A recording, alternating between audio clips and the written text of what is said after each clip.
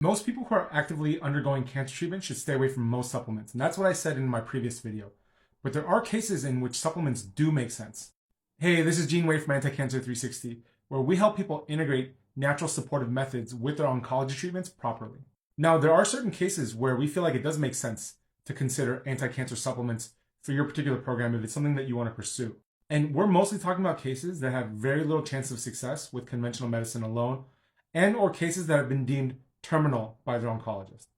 Because in cases like this, we know that conventional care alone isn't enough. And like you guys have seen in many of our videos, there are a lot of natural anti-cancer substances and techniques that have shown great potential in preclinical studies to help against cancer.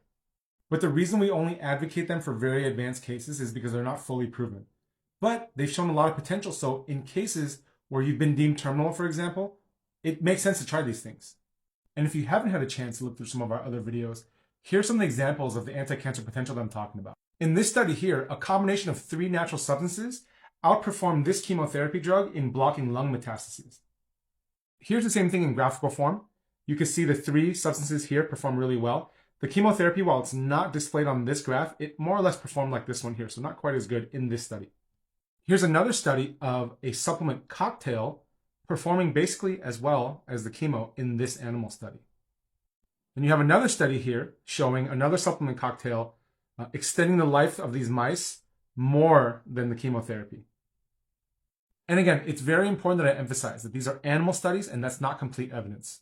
And the results we get in animals might not translate to humans. There have actually been studies showing that it might only be an 8% correlation between what happens in the animal model and humans.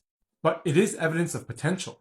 So in cases where your cancer is really advanced or it's been deemed terminal, to us, it makes sense to consider methods like this. Whereas it really doesn't make sense for people who have earlier stage cancers, cancers that are easily solved with conventional medicine alone. So I hope this clarifies our position a bit when it comes to the use of supplements with cancer treatments, because it kind of is a complex topic.